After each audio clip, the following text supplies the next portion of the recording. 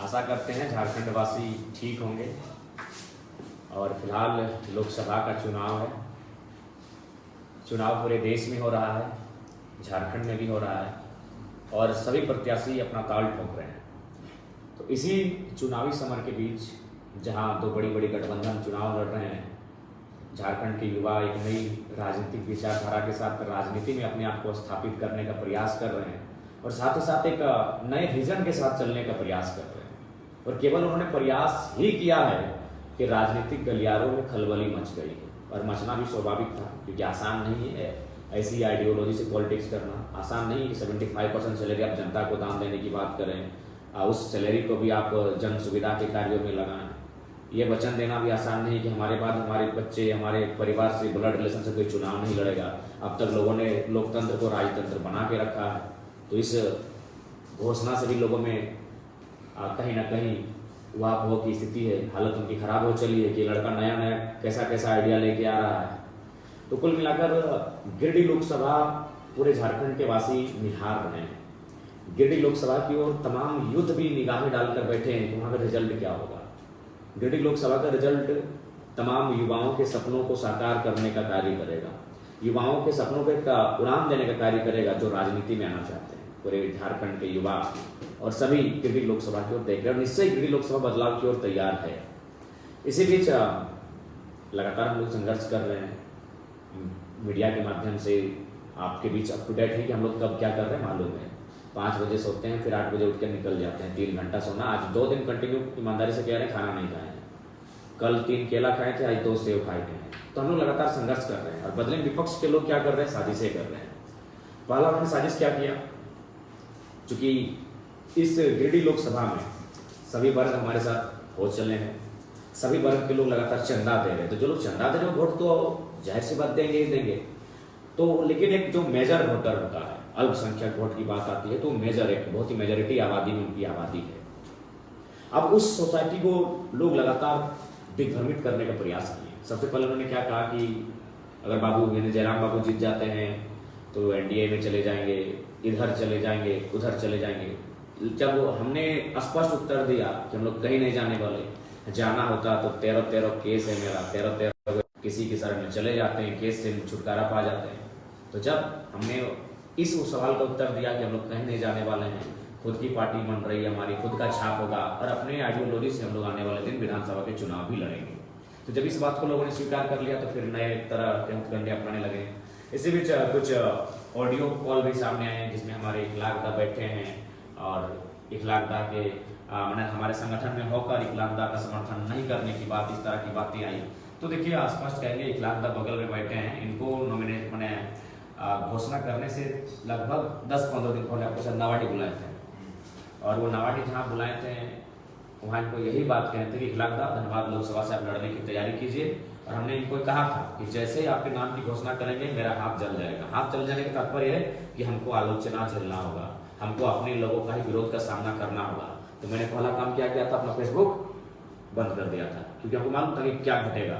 क्योंकि आसान नहीं है कि आप सामाजिक न्याय की बात करें। अभी तक लोग अल्पसंख्यक को केवल अपना वोटर मानते थे और हम एक पढ़े लिखे मास्टर ऑफ आर्ट्स बीएड किए हुए नौजवान को राजनीति में लाने का प्रयास कर रहे थे। तो हमने इनको स्पष्ट कहा था कि जैसे आपके नाम की घोषणा होगी मेरा हाथ जलेगा। इसलिए जलेगा कि लोग आलोचनाएं करेंगे, लोग बर्दाश्त ही नहीं करेंगे कि अल्पसंख्यक राजनीति में धनबाद सीट से लड़े।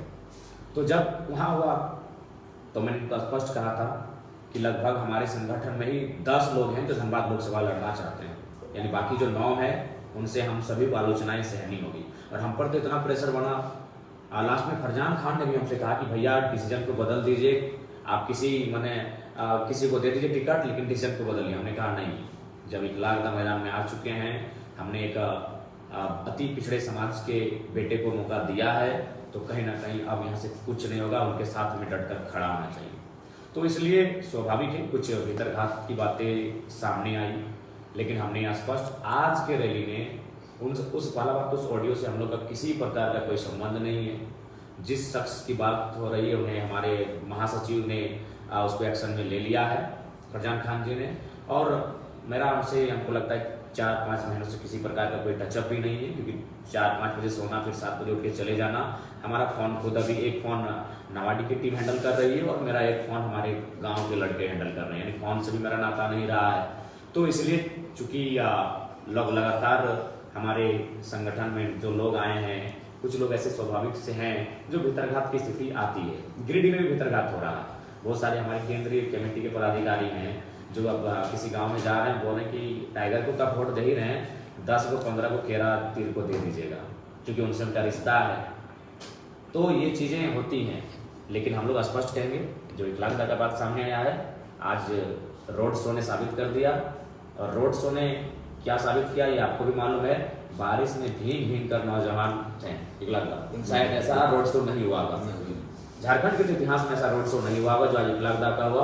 लगभग हम लोग को मिला था बलियापुर में, और पानी खत्म हुआ आपका डीवाडी के आसपास, यानी लगभग बलियापुर से सिंदरी है 12 किलोमीटर और वहां से डीवाडी में कुछ किलोमीटर, यानी लगभग 15 से 17 किलोमीटर हम लोग भीगते हुए रोड शो किए। तो वो जो ऑडियो क्लिप के माध्यम से जो भ्रम हो रहा था, उसका उत्तर आज हम लोग उस रोड शो के माध्यम से दे चुके हैं। और हम उम्मीद करते हैं कि जो अल्पसंख्यक समुदाय के पीछे जो ह्यूमर इसलिए फैलाया जा रहा है, मैं तमाम अल्पसंख्यक समुदाय को हाथ जोड़कर यही कहना चाहूँगा कि विपक्ष लोग या फिर वे जो लोग प्रत्याशी के लोग हैं वो डरे सहमे हैं।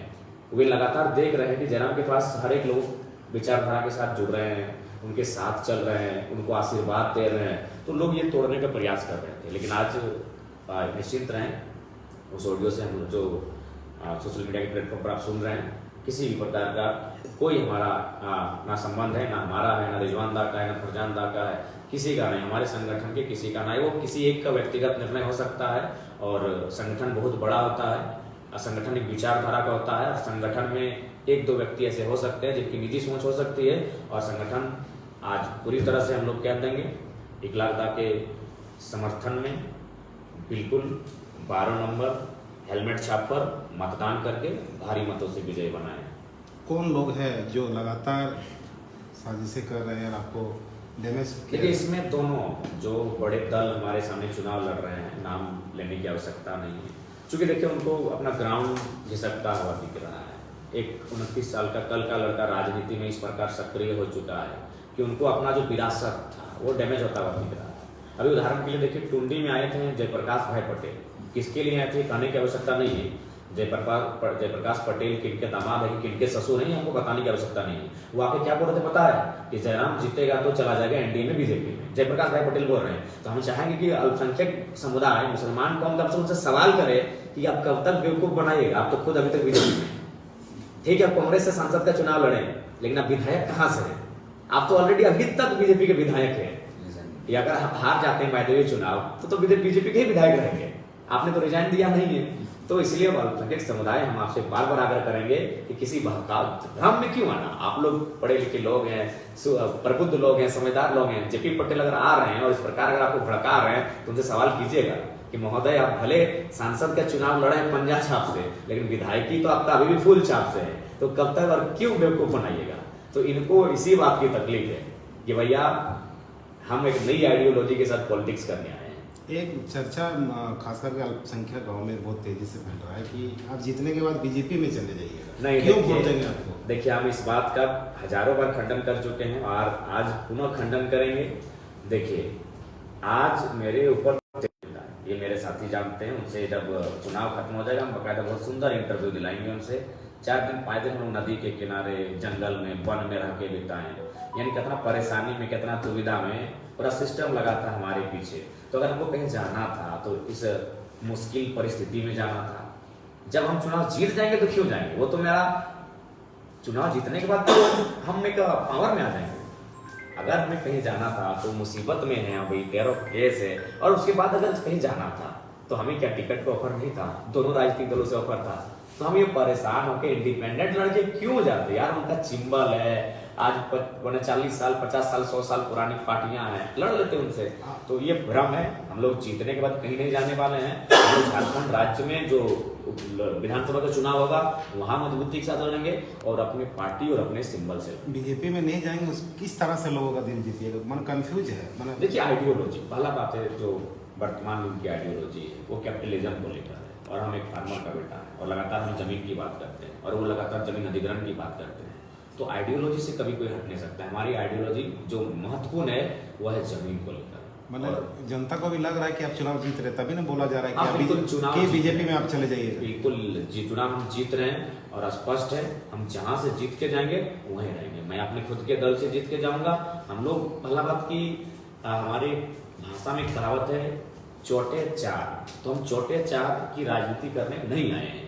और एक कहावत है कि थीर पानी पत्थर काटे, तो हम थीर पानी पत्थर काटे की राजनीति करने आए हैं। पत्थर तरे हाथ करे करे चाप, तो हम एक दूरगामी सोच के साथ पॉलिटिक्स में आए हैं। हम लोग को तुरंत कुछ मिल जाएगा, नहीं मिलेगा तो यहाँ चले जाएंगे, ऐसा कुछ नहीं। हम लोग सैद्धांतिक राजनीति करने आए हैं, दूर के विजन के साथ आए हैं, कहीं जाने वाले नहीं है। हमारा खुद का राजनीतिक दल होगा, खुद का संगठन होगा और हमारा खुद का चुनाव चिन्ह होगा। आपके ही साथ जो लोग आंदोलन किए थे उनका एक अभी सोच लीजिए गोलबंद हो चुके हैं आपके खिलाफ, वो आरोप लगा रहे कि जयराम झूठ बोलता है। प्रमाण करें हमने कहा क्या झूठ बोला, या फिर आप ही बताइए कौन सा बात को उन्होंने झूठ कहा। आपके खिलाफ लगातार वो लोग गोलबंद। देखिए हाँ, अभी हम बता रहे हैं, एक बात बताइए, 5 उपचुनाव हुए इस राज्य में, कोई गोलबंद नहीं हुआ, किसी ने आलोचना नहीं की, लेकिन इनको इसी बात का दर्द है कि नया चेहरा क्यों आ जाएगा यार। अगर नया चेहरा था तो हम ही क्यों नहीं। देखिए पहला बात, मेरी आलोचना कौन कर रहे हैं, जनता नहीं कर रही है, मेरी आलोचना कर रहे हैं जिला परिषद। तो जिला परिषद तो अपने आप को भविष्य विधायक मानता है, तो तकलीफ हो गई उसको। जो जिला परिषद है, आप देखिए ये सबसे छिपा है कि लगभग हाल फिलहाल में 4-5 जिला परिषद, पूर्व जिला परिषद मुखर होकर हमारे खिलाफ बोला है, तो उन लोग अपने आप को विधायक मानते हैं। तो तकलीफ हो गई, न्यू लीडर कोई नहीं देखना चाहता है। और जिस शख्स की आप बात करते हो हमारे क्षेत्र के हैं, तो वो कैसे चाहेगा। आपने एक सभा में कहा कि रांची में उनका फ्लैट है, वो आप कल ही मीडिया में बयान दिया कि वो साबित करें कि रांची में फ्लैट है, हम राजनीति छोड़ देंगे। ठीक है, साबित कर देंगे, लेकिन अभी फिलहाल हम चुनाव लड़ रहे हैं, निश्चय ही साबित करेंगे। और स्पष्ट कहना चाहेंगे, देखिए उनको तकलीफ किस बात की सब हो, क्यों आपके पीछे पड़े हैं वो? पीछे यही कारण यही है कि नया लीडर क्यों बनेगा। अरे वो होता है उन्हें वो अंदर से वो ईर्ष्या वाली फीलिंग कि भाई नया लड़का क्यों।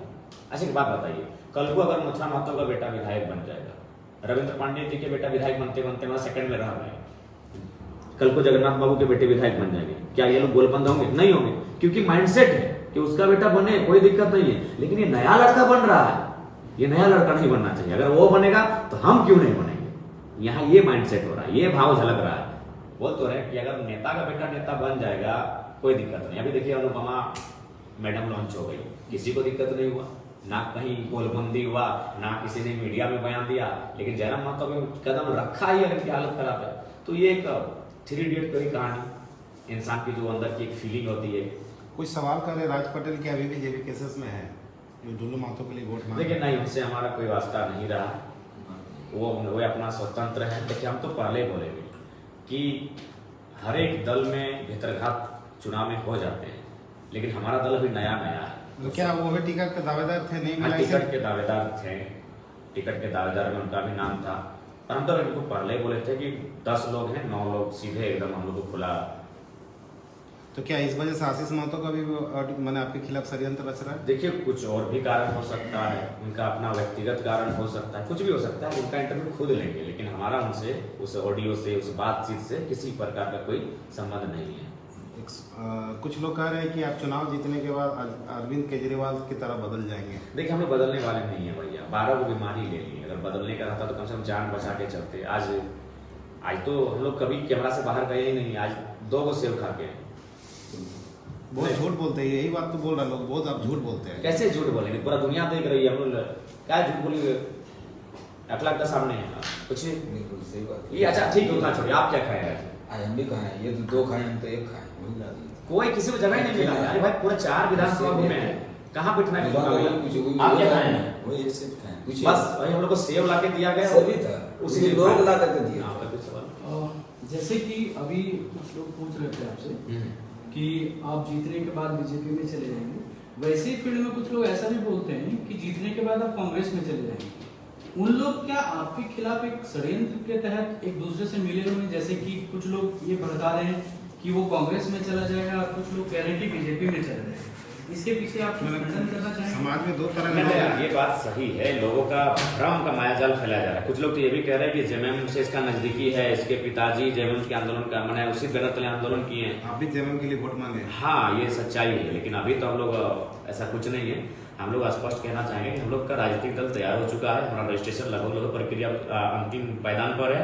हम लोग का चुनाव चिन्ह और हम लोग लोकसभा का जीतते हैं तो यही जो छाप है हम लोग प्रयास करेंगे जिस छाप से जीते, अगर 2-3 सीटें जीतते हैं तो समन्वय बना के एक छाप को इसी में से हम लोग तय करेंगे और हमारा खुद का पार्टी रहेगा, खुद का चुनाव चिन्ह रहेगा। विकास जी का एक बयान है कि मंचों में उनको आप भाषण नहीं देने देते थे, लीडर बनने नहीं दिया आपने। नहीं, ये गलत बात है, ये सरासर गलत बात है। वे लोग हमेशा, हम स्पष्ट कहना चाहेंगे, क्योंकि अगर हम उनके क्षेत्र के नहीं होते तो बड़े भाई आंदोलन में आते ही नहीं, वो इंटरेस्ट ही नहीं लेते। चूँकि उनको लगा कि ये हमारे साथ जिला परिषद के चुनाव लड़ेंगे, इसीलिए वे इंटरेस्ट नहीं और हमारे साथ आंदोलन में आए। स्टूडेंट के लिए क्या काम कीजिएगा चुनाव जीतने के बाद? देखिए, खास करके झारखंड में बेरोजगार का लंबा फौज तैयार हो गया है। देखिए, हम तो पहले कहेंगे कि देखिए हमारा जो प्रत्येक महीने का जो सैलरी आएगा उस सैलरी को भी हम लोग छोटे छोटे इन्वेस्ट करेंगे, छोटे छोटे उद्योगों में। ठीक है, मान के चलिए बहुत कम होगी उद्योग के माध्यम से, लेकिन लघु उद्योग होता है उससे भी, और हम लोग प्रयास करेंगे एक मंथ की सैलरी से कम 5 को लोगों को प्लान से रोके। हम चूंकि तो हम छोटा ही प्लानिंग रहेगा मेरा, अगर मान के चलिए हमारा पहला महीना का वो सैलरी तो उस सैलरी से हम कुछ ऐसा विकल्प लेके आएंगे या फिर कुछ ऐसा जगह इन्वेस्ट करेंगे कि कम से कम 5 जो नए नौजवान जो प्लान किए जा रहे हैं उसको रोक सकें। कुछ लोगों का ये भी कहना है कि जो लोग विश्वासघात कर रहे हैं ऐसे लोगों से आप बचिए, ऐसे लोगों से दूर रहिए।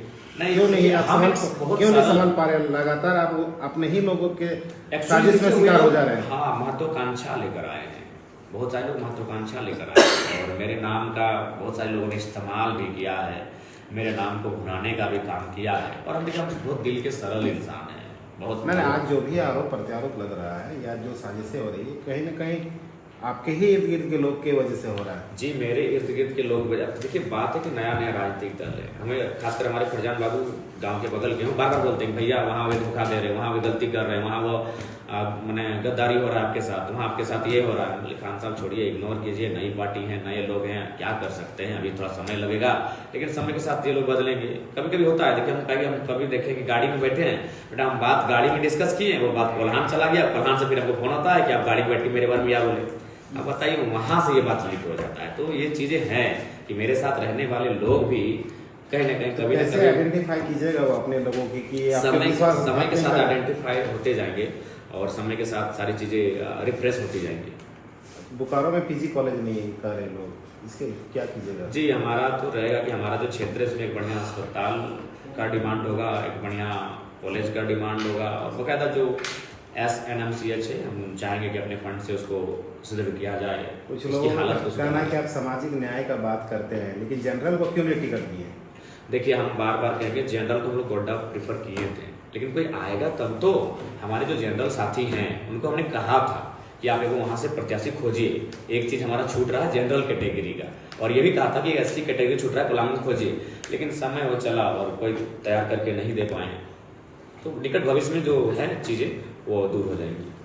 आपके साथ जो अल्पसंख्यक के लोग हैं कई बार ऐसा होता है कि वो लोग कुछ अपने अल्पसंख्यक में टिप्पणी नहीं करते।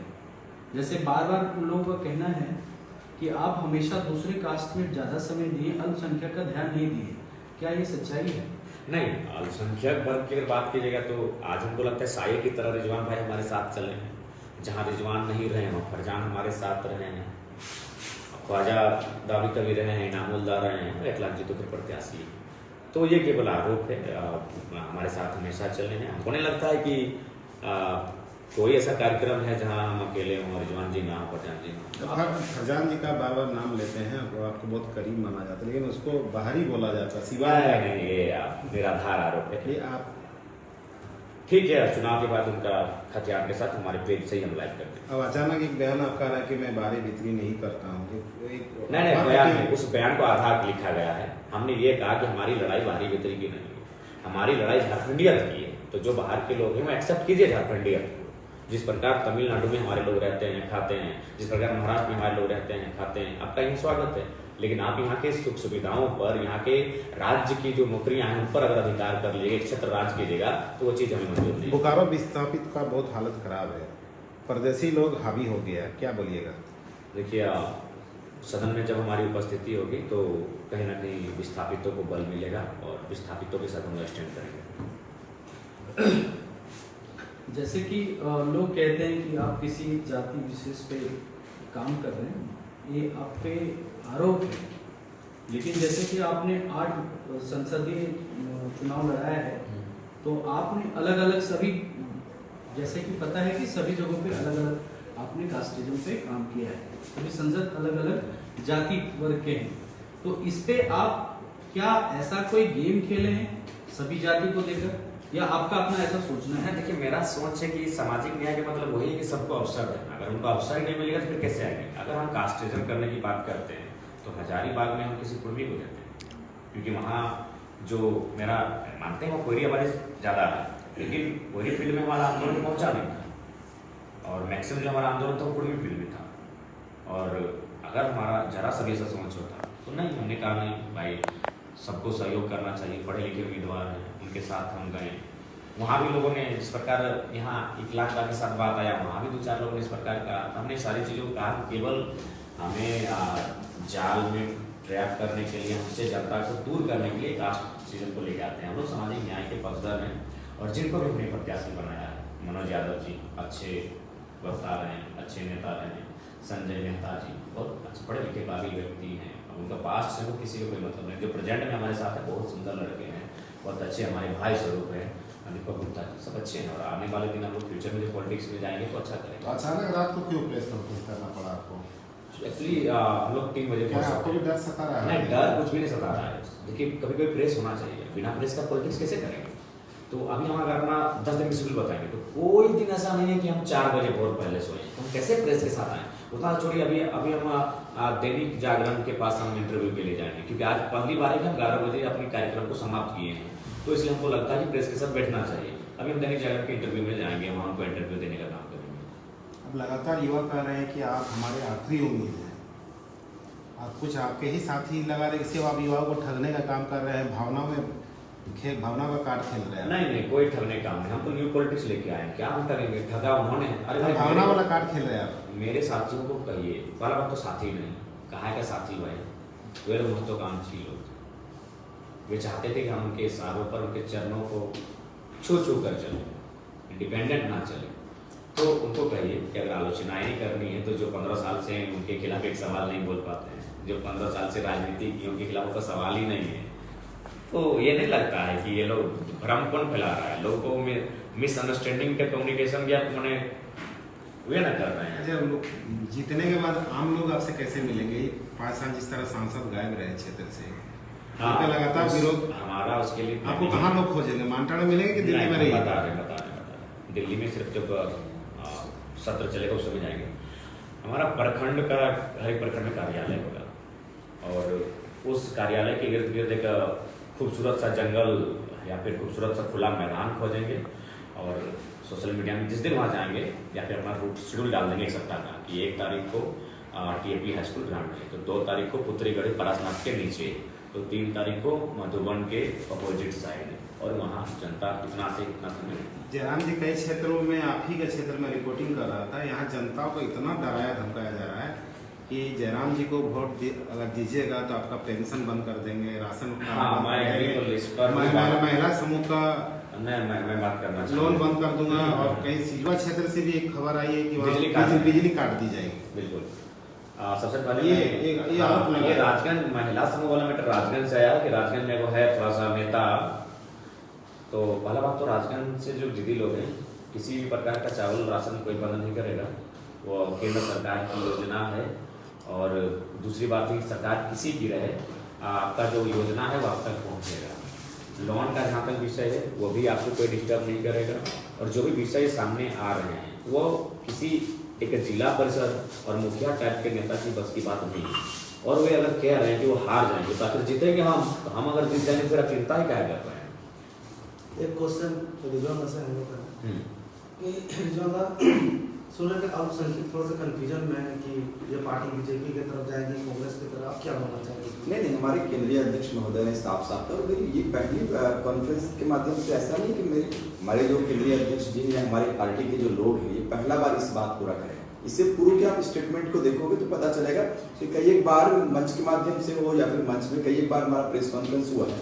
उस क्रम में भी लोगों ने कहा कि हम आप स्वस्थ रहें, हमें यदि जाना रहता तो बहुत सारे ऑफर आ चुके थे, हम लोग कब के जाते हैं और इतना तामझाम करने का कोई ज़रूरत नहीं था।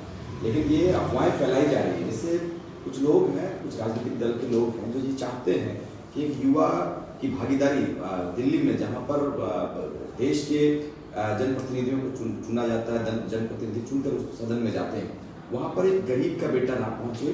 तो जब आप तो देखोगे कि दिल्ली का एक सर्वे पे हमने देखा है कि वहाँ पे भी अब पता नहीं लगा कि गिरिडीह एक माने निर्दलीय प्रत्याशी जीत रहा है, ऐसा कुछ है स्टेट में मैंने देखा। जयराम जी, तो कहीं ना कहीं लगता है कि ये बड़ी साजिश है। तो मैं खास करके अल्पसंख्यक समुदाय जो जिस वर्ग से मैं आता हूँ, उस वर्ग के तमाम लोगों से इस बात की अपील करता हूँ कि आप कृपया करके इन सब अफवाहों में ना पड़ें। एक गरीब का बेटा आया, बिल्कुल निस्वार्थ भाव से सारे लोग जुड़ रहे हैं, तो मैं अपील करना चाहूँगा कि आप भी ऐसे भ्रम में ना पड़ें। हम लोग कहीं जाने वाले नहीं हैं, आपका जो निर्णय होगा हम आपके निर्णय के अनुकूल आप चलेंगे। अपने अल्पसंख्यक को क्या मैसेज देना चाहेंगे? उन लोगों का कहना है कि रिजवान फरजान एक मुखड़ा है कि दो लोगों को ला करके पूरी अल्पसंख्यक का वोट नहीं ले सकते। नहीं, देखो मैंने कहा है कि इखलाक साहब की जब टिकट की बात नहीं हुई तो उस वक्त भी लोगों ने कहा था, उसमें की भी यदि आप स्टेटमेंट देखोगे और आम लोगों की तो लोगों की बात यदि सुनोगे तो आपको पता चलेगा कि जयराम जी केवल मुसलमानों के वोट लेने की तैयारी में है, तब रिजवान को फरजान को लेकर घूमते हैं। लेकिन जैसे ही अनाउंसमेंट होती है टिकट की तो बहुत सारे लोगों का मुंह बंद हो जाता है। तो भाई हमारी शुरुआती दौर है, मैं तो आपके पास जा रहा हूँ, आपकी मदद की दरखास्त कर रहा हूँ कि आप मुझे मदद करो। आपका बेटा है, गांव का बेटा है, यदि एक माहौल क्रिएट हुआ है, भाई आप मुझे बताओ ना, राष्ट्रीय पार्टी को आप जय जयकार हमेशा किए।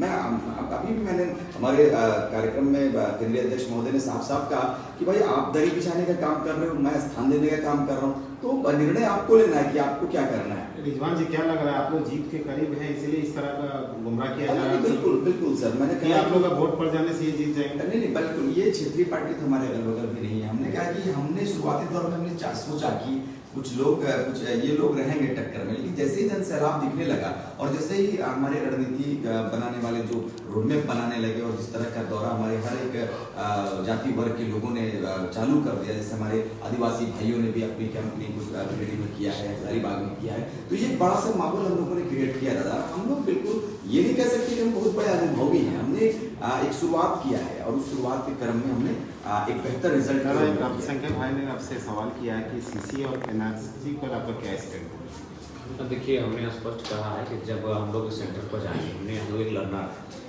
अभी हम लोग झारखंडीय विषयों को समझे हैं, उनका अध्ययन किए हैं, तो निश्चय ही हम लोग जिस विषय पर जाएंगे उनका अध्ययन करते हुए किसी को निराश नहीं होना चाहिए। टाउनशिप में वोट कैसे लीजिएगा वहाँ का लोग? आप टाउनशिप में दौरा कम कर रहे हैं? नहीं, गिरिडीह का जो हमारा टाउनशिप का दौरा था वो बेहतर दौरा था और उस दिन के बाद काफ़ी रुझान हमारे पक्ष में आया है। बागमारा जो मैंने गढ़ कहा जाता है, शहर कहा जाता है, बाजार कहा जाता है, वहाँ हमारा काफिला जब गुजरा था तो देखने के लायक था। आपके पार्टी का संविधान मैनिफेस्टो क्या अभी तक क्लियर नहीं हो पाया जनता को? चूँकि देखिए, हम लोग अभी निर्दलीय इंडिपेंडेंट लड़ रहे हैं, तो सभी प्रत्याशी अपने अपने क्षेत्र के अनुसार अपने क्षेत्र की समस्याओं को सेंट्रल से कनेक्ट करके मैनिफेस्टो बनाए हैं और सब जारी किए हैं। आपकी पार्टी में बहुत ऐसे लोग बनाए हैं। देखिए, निश्चय जो लोग पुलिसों के खिलाफ काम करते हैं, पीठ पीछे साजिशें रचते हैं, षड्यंत्र करते हैं, ये चीज़ें दिख रही थी। सबसे पहला बात है कि सब लोग त्याग नहीं कर सकते हैं। कुछ लोग अगर कहीं से कुछ किसी प्रकार का प्रलोभन आता है तो वे लोग भी थोड़ा सा हमारे साथ पीठ पीछे ज्ञान करने लगते हैं, तो उनके लिए बाइक स्पष्ट है, वो अगर आइडियोलॉजी नहीं मैच करेगी तो फिर हम लोग सब आगे नहीं बढ़ेंगे। 2 दिन कैसे आप हैंडल कीजिएगा जो डैमेज हो रहा है? अब तो धनबल भी अब 2 दिन में दिखेगा आपको। हाँ, देखिए सही बात है, इससे पहले इनके जो बड़े नेता हैं वो मुकर जाते थे हमारा नाम लेने से, और अभी चर्चा में कर रहे हैं कि हमारा टक्कर उसी से, दोनों कह रहे हैं टक्कर हमारा उसी से है, तो धनबल तो फैक्टर करेगा। अरे पहली बार देखिए कि किसी भी गिरिडीह लोकसभा की बात करें तो कोई प्रत्याशी ना कोई बड़ा रोड शो कर रहा है, ना कोई बड़ा कार्यक्रम कर रहा है, कार्यक्रम तक नहीं कर रहा है, पब्लिक ही नहीं जा रही, पब्लिक कट चुकी है। ऐसा से पब्लिक अब चुनाव दिन क्या होगा नहीं होगा अलग बात है, लेकिन आपने एक दिन कार्यक्रम बता दिया। जब मेरा कार्यक्रम गिरिडीह में हुआ, बेरमो में हुआ, गोमिया में हुआ, बागमारा में हुआ, और डुमरी का तो बात मत कीजिए, डुमरी इतिहास बन चुका है। अगर फिर कभी 10-15 साल में अगर कोई ऐसा रिकॉर्ड तोड़ता है तो अच्छा बात है, हम नहीं कहेंगे, लेकिन डुमरी इतिहास बन चुका है। लोग एक गांव में नुक्कड़ सभा करने के लिए घबरा रहे हैं। 1 लाख जी, क्या बोलिएगा? आज तो आपका रोड शो तो बहुत शानदार रहा, पूरा धनबाद अस्त व्यस्त कर दिए। ये हमको लगता है कि पहला बार ऐसा रोड शो आपको धनबाद में, चाहे कोई भी पार्टी का हो, कोई भी दल का हो, ऐसा पहला बार मतलब सारे लोग बड़ा उम्मीद और आशा के साथ गए हुए, तो लोगों ने देखा भी और लोगों ने ये अग्रिम जीत की बधाई भी दे दी कि नहीं, ऐसा रोड शो शायद बैंक मोड़ में या फिर जितना भी टाउनशिप वाला एरिया में ऐसा रोड शो कभी देखने को नहीं मिला। क्या बोलिएगा, ऑडियो जो एक वायरल हुआ, ये कहा जा रहा है कि आपके साथ आपके ही पार्टी के लोग भीतरघात कर रहे हैं, इस पर क्या बोलिएगा? नहीं देखिए, आप इसका जाकर के पूछिएगा अभी आशीष दा को कि वो भी एक दावेदारी पेश किए थे। दावेदारी पेश करने के बाद जैसे ही हमको टिकट दिया गया, जन्म ने नाम को घोषित किया गया, उस दिन से ही वो कभी फील्ड में भी दिखे नहीं। उनका घर गए, बधाई दिए थे। हाँ, उनका घर गए। हम दीदी को भी बोले कि दीदी चलिए मेरा साथ दीजिए, हमको सहयोग कीजिए, क्योंकि जाहिर सी बात है वो जिला परिषद भी है और प्रेसिडेंट जिला परिषद है। हम उनसे सहयोग का भी बात किए तो बोले कि हाँ बिल्कुल मदद करेंगे। और आशीष दा को कम से कम मेरा कॉल हिस्ट्री दिखाइए, कम से कम हम उनको पर डे 20 से 25 बार कॉल करते थे, लेकिन कभी भी आज तक कॉल को मेरा उठाए नहीं। कभी बोलते थे कि हम रांची गए हुए हैं, तो फिर दीदी को फ़ोन करते थे तो बताते कि नहीं वो बलियापुर में है। तभी हमको आभास हुआ कि नहीं ये मतलब हमको मदद नहीं करेंगे। तो फिर धीरे धीरे दूरिया बढ़ता गया। उसके बाद फिर देखिए कि ऑडियो कॉल आया, लोग बस आने लगे। और क्या उससे आप परेशान नहीं हुए इस ऑडियो से? ये परेशान क्यों होंगे? अगर देखिए हम परेशान होते हैं, अगर वहाँ पर लड़का जो थे अगर हामी भर देते तब हम परेशान होते, लेकिन वहाँ पर जितने भी जो भाई थे उन्होंने एक ही चीज़ कहा कि दादा ने टिकट दिया है और हम मोहम्मद इखलाक अंसारी को अपना नेता मानते हैं और उन्हीं को मतदान करेंगे। अब देखिए उस चीज़ को सुनिए, उस चीज़ को। जयराम जी, क्या आशीष जी और राज पटेल पे कार्रवाई हुआ है क्या? हाँ, दोनों पे कार्रवाई हुआ, प्रधान महासचिव के माध्यम से दोनों पे कार्रवाई। किस तरह का कार्रवाई हुआ? पार्टी से निष्कासन, मैंने अपने दल से निष्कासन। ये कुछ लोग सवाल कर रहे हैं कि आप धोबी बस्ती नहीं गए हैं बोवा तरफ अभी तक। देखिए बोवा तो हम लोग का घर है महाराज, गोवा में हम लोग 4 रात बिताए हैं कंटिन्यू। जाएंगे, वो हमारे घर के लोग हैं, आप थोड़ा सा मैनेज कीजिए। जहाँ नहीं जा पाए उन लोगों के लिए क्या संदेश? देखिए जहाँ नहीं जा पाए उनको हम करबद्ध प्रार्थना करेंगे कि देखिए गिरिडीह लोकसभा लगभग 1500 के आसपास टोला मोहल्ला मिला के गाँव होंगे। तो हम लोगों ने प्रयास किया है पंचायत स्तर तक, हर एक पंचायत तक हम लोग कदम रखे हैं। जहाँ नहीं जा पाए हैं चुनाव के बाद वहाँ जाएंगे, जीतने के बाद वहाँ जाएंगे और आपका आशीर्वाद लेंगे। तो इसीलिए थोड़ा सा माइंड नहीं कीजिएगा, आप भी चीज़ों को समझिए कि आपका ये बेटा रात रात खट रहा है, कभी 2 केला खा के, कभी सेव खा के, लगा तो खाली डाब पानी। हाँ, 7-8 को डाब पानी चला है। एक सवाल है कि आपके लिए तो लोग जान देने के लिए उतारू हो गए हैं, लेकिन आज जो हम लोग कहते हैं कि बड़ी बड़ी पार्टियां बूथ जीतो और चुनाव जीतो, तो आपने बूथ के लिए कुछ मैसेज देना चाहेंगे कि हाँ। सबसे ज्यादा यदि बूथ में किसी पर्टिकुलर बूथ में अगर सबसे ज्यादा वोटिंग वो कराता है तो उस में जो टीम है उसके लिए आप कुछ मैसेज देना चाहेंगे कि आप उससे पर्सनल कुछ साझा करना चाहेंगे? देखिए उस जो बूथ होगी जो सबसे ज़्यादा वोटिंग करवाई, कहीं ना कहीं उसे हम लोग सराहना करेंगे और उसे हम लोग स्थान और बड़ा सम्मान भी, वैसे सम्मान सबका रहेगा लेकिन उन्हें थोड़ा सा विशेष सम्मानित किया जाएगा। और हम तो बूथ के लिए तमाम जो हमारे प्रभारी हैं, प्रभारी सह प्रभारी मिलाकर 35 जो टीम है, उनसे यही आग्रह करेंगे कि जो 14 प्रखंड हैं उनके माध्यम से एक एक प्रखंड में या तो फिर एक एक विधानसभा में 2-3 लोगों के माध्यम से उनको बूथ तक लगा दें। बूथ तक लग चुके हैं, हमें लगता है कल तक सारा चीज़ फाइनल हो जाएगा। जैसे कि मैं घूम रहा हूँ तो लोगों का डिमांड है कि अगर यदि मैं अपनी पंचायत से सबसे ज़्यादा वोट लाऊं तो मैं टाइगर से ये बोलूँगा कि विजय जो जुलूस है हमारी पंचायत से निकाला है। ठीक है, ये भी रहा कि जहाँ सबसे ज़्यादा वोट आएगा उसी पंचायत से विजय जुलूस की कुछ शुरुआत जनता होगी। सवाल कर रहा है कि देव महतो और अशोक महतो पर आप क्या कहेंगे? लगातार नेगेटिव वीडियो। देखिए अब छोड़िए क्या कहेंगे, अगर उनकी मनोवृत्ति भी ऐसी जनता का सवाल है, मेरा सवाल है। जनता का सवाल है तो जनता भी समझ चुकी है उनके मनोभाव को। देखिए हम लोग क्या कर रहे हैं, एक चीज़ देखिए, ऐसा बात नहीं कि रिपोर्टिंग मेरे भी कर रहे हैं, लेकिन मेरे साथ जो रिपोर्टर घूम रहे हैं वो किसी की बुराई नहीं करवा रहे हैं।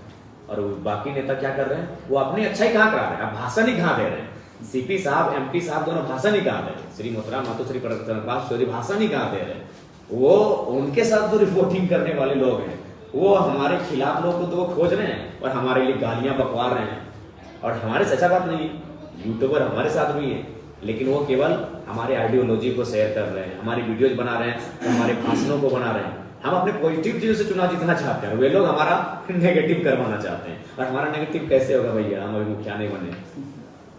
एक क्वेश्चन रिजवान वकील से करना चाह रहे हैं कि आप गिरिडीह लोकसभा के अल्पसंख्यक जो समाज है उनके लिए आप क्या मैसेज देना चाहते हैं जो इस तरह का रिबन उड़ रहा है कि बोल रहे थे आपका पार्टी किसी दूसरे पार्टी से ये हो जाएंगे मिल जाएंगे, इसके विषय में क्या मतलब संदेश देना चाहते हैं अल्पसंख्यक समाज को? नहीं, दरी बिछाने का काम अल्पसंख्यक नहीं करेगा। आप हिस्सेदारी पर बात होनी चाहिए, और हिस्सेदारी आप ये पता चल गया इस बार के लोकसभा चुनाव में राष्ट्रीय पार्टियों ने क्यों नहीं आपको हिस्सेदारी दी।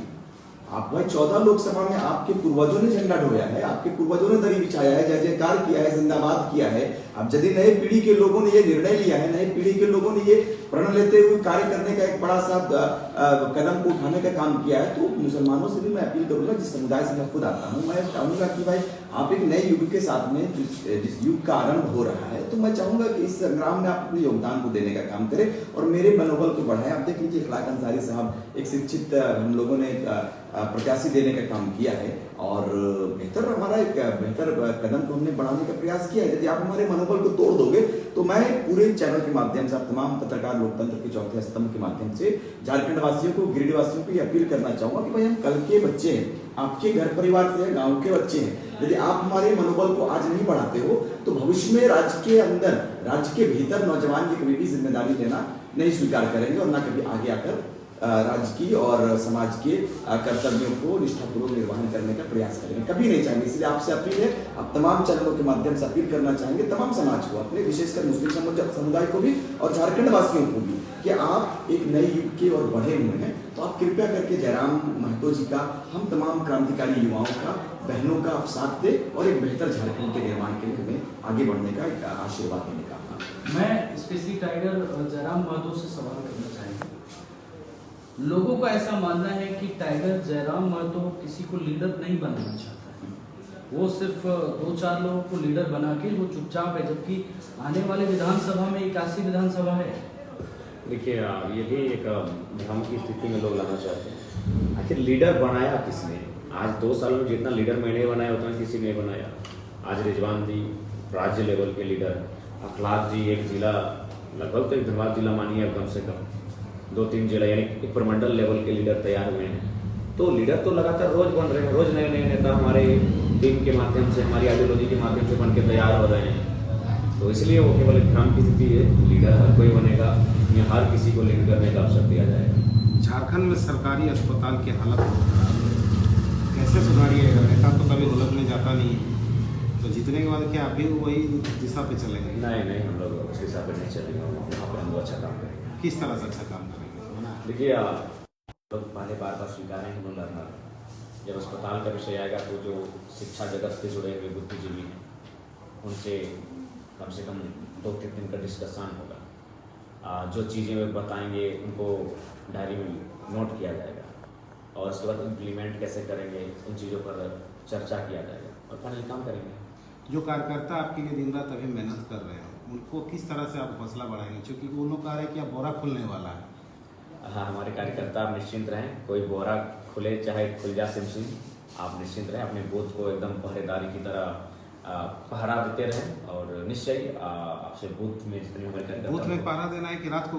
रात को पहरा देना है, गाँव की गलियों में, गाँव के सड़कों में, सुनसान गलियों में, कि कहीं कोई चोर ना घुस जाए, उसका पहरा देना है। और उनसे आगे करेंगे, थोड़ी डिसिप्लिन मेंटेन करेंगे और कोई कुछ कहे कोई नहीं, आप अपना संघर्ष आलोचनाओं को उत्तर देने में नहीं लगाएं, अभी अपना संघर्ष अपने प्रत्याशी को जिताने के लिए लगाएं। क्या एक सवाल जनता का भी है कि संसद जीतने के बाद अब शादी कब कीजिएगा, ये सवाल पूछ रहा है। परिस्थितियाँ तय करेंगी, वो तो हमारे बस में फिलहाल है नहीं, परिस्थितियाँ तय करेंगी। क्या संदेश है अंतिम जनता को? अंतिम संदेश यही होगा, गिरिडीह लोकसभा के अंतर्गत आने वाले तमाम जनता को, मतदाताओं को, धनबाद लोकसभा के भी मतदाताओं को, कि जो भी प्रत्याशी आपके गांव आते हैं उनको आने दीजिए, स्वागत कीजिए, कुर्सी में बैठाइए, फूलों की माला पहनाइए। कुछ आपके जो कैडर है वो हुड़दंगबाजी भी कर रहे देखिए, हैं। उसके लिए हम क्षमा चाहेंगे, हम अपनी ओर से उन प्रत्याशियों से भी क्षमा चाहेंगे। हमारे कार्यकर्ताओं ने अगर इस तरह का कुछ किया है तो हम क्षमा चाहेंगे। मैं सेंट्रल प्रेसिडेंट इस बात की नैतिक जिम्मेदारी लेता हूँ और अपने आप को दोषी मानता हूँ और मैं क्षमा चाहता हूँ। लेकिन मैं उनसे अपील करूँगा कि वे लोग आते हैं उनको आने दीजिए, गाँव में बैठने के लिए दीजिए, बाकायदा पानी पिलाइए, फूल की माला चढ़ाइए, एक लड्डू खिलाइए और सवाल काटिए। सवाल ये रहेगा कि नेताजी हमारे गांव में एवरेज जमीन है 2 एकड़, आपके पास 150 एकड़ कहाँ से है? हमारे बच्चे जा रहे हैं टावर लाइन में, आपके बच्चे फॉर्च्यूनर में क्यों? उनसे सवाल कीजिएगा, ये सवाल होने चाहिए। उसके बाद उनका क्या उत्तर होता है देखने लगेगा। हाँ, और एक सवाल ये भी होना चाहिए, CGL का जो पेपर लीक हुआ उसमें 6 लाख स्टूडेंट शामिल हुए थे, प्रत्याशियों का मुंह क्यों नहीं खुला? 6 लाख बच्चों का भविष्य, 6 लाख परिवार का भविष्य, माता पिता में हमको भी हैरत लगता है कि माता पिता को वोट क्यों देंगे? जो उनके बच्चों की परीक्षा को लेकर बोल नहीं पाते हैं, माता पिता उनको वोट क्यों दे रहे हैं? बच्चे तो फिर नहीं देंगे, लेकिन माता पिता भी क्यों देंगे? जयराम जी, पूरे प्रेस कॉन्फ्रेंस में आप आदिवासी समाज का जिक्र नहीं कर रहे या संबोधन में भी नहीं करते। तो आप देखिए, हम करते हैं, पारसनाथ का जिक्र करते हैं, महाराम उसका उनका वोट नहीं चाहिए क्या आपको? लोकसभा बिल्कुल चाहिए। और हम तो आदिवासी समाज के लिए एक संदेश ये भी देंगे कि अभी आदिवासी समाज की अगर बात करें तो सबसे संकट में उनकी जमीनें हैं। आप मधुबन के क्षेत्र में चले जाइए, तीर्थन के क्षेत्र में चले जाइए, किस प्रकार कॉर्पोरेट उनके जमीनों को, जबकि नोटिस है, आपका जिला का जो कोर्ट है वहाँ से नोटिस भी है कि यह जमीन फलाना मांझी जी को वापस किया जाए, लेकिन वहाँ आज महल बन के तैयार है। तो उनकी जमीन की बात ये लोग कर नहीं पाएंगे सदन में, क्योंकि खुद ये लोग जमीन एक्वायर किए हैं, किस मुंह से बात रखेंगे? ये जो दोनों प्रत्याशी हैं उनके पास खुद एकड़ों जमीन है, वे लोग कैसे जमीन की लड़ाई में उनका साथ खड़ा हो पाएंगे? तो वहां अगर कोई खड़ा होगा तो जरा मन तो खड़ा होगा। और आज महाराम गुरु का जो मूवमेंट स्टार्ट हुआ था, ठीक है, बेशक बाद में लोबिन जी आए, गीता दी आए, सलखन जी आए, लेकिन स्टार्टिंग किसने किया था पता कीजिए? क्या लग रहा है 2 दिन अभी और साजिश होगा आपके साथ? 2 दिन पुरजोर साजिश होगा। और मैं अपने तमाम जनता से, मतदाता से यही कहूंगा कि कृपया भ्रम में ना जाएंगे, आप फोटो, वीडियो, ऑडियो इस सब में बिल्कुल नहीं जाएंगे। हम लोग 2.5 साल का मेहनत है, वो साजिशों का एक पार्ट है। और आज इंटरनेट की दुनिया ने आप जो सोच नहीं सकते उस प्रकार की साजिशें हो जाएंगी, तो इसीलिए उन पर चीज़ों पर फोकस नहीं करना है। आप बिल्कुल अपने बच्चों को आशीर्वाद दीजिए, और आपके बच्चे आपके आशीर्वाद से जब सदन में जाएंगे तो आपके हित की बात करेंगे, इस बात की गारंटी। रांची की जनता के लिए संदेश मांग रहे हैं। रांची की जनता को यही कहेंगे कि जो सुबोधकांत साय की बेटी, उनका नाम भी अभी तक नहीं जान पाए और हम जानना भी नहीं चाहते हैं कौन है भैया, क्या योगदान है उनका इस मिट्टी के लिए। संजय सेठ जी कहाँ के हैं, क्या योगदान है झारखंड की मिट्टी में? लेकिन देवेंद्रनाथ महतो, उनके पूर्वजों का, उनके परिवार का इस मिट्टी में योगदान है। उनके पूर्वजों की जमीन है चीसी में, उनके पूर्वजों की जमीन हिंडाल्को में है, उनके पूर्वजों की जमीन टाटा जमशेदपुर में है। योगदान है उस शख्स का। रांची में सभा करने बोल रहे हैं। संभव नहीं है ना, कल तो प्रचार बंद हो जाएगा। अरे कोई बात नहीं, हम लोग 2 साल से मेहनत किए हैं भैया, आप निश्चिंत रहिए। आज जयराम महतो की आइडियोलॉजी हमारे प्रत्याशियों को पॉजिटिव रखेगी, निश्चिंत रहिए। आके संजय बाबू पॉजिटिव रहे ना, पेपर में नाम आया ना, त्रिकोणीय मुकाबले में बने ना, तो 2 साल हमने वहाँ मेहनत किया था, रगड़ के मेहनत किया था। मंडल से लीडर्स को कब मौका देंगे? कुछ मंडल भाई लोग भी देखिए, हमारे केंद्रीय प्रवक्ता ही मंडल समुदाय के बंधु हैं, सुशील मंडल जी, जो हमारे पार्टी का मैंने स्टेटमेंट ही जारी करते हैं, रखते हैं। ऐसा बात नहीं, सबको मौका मिलेगा। अनूप सिंह के बारे में कुछ नहीं बोल रहे हैं? बोल तो रहे हैं, तो दोनों के बारे में वो बोल रहे 108 का खतियान है, हम लोग 1908 का।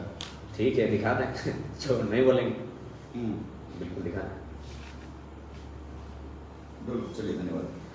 धन्यवाद सभी को, जोहार, आदाब।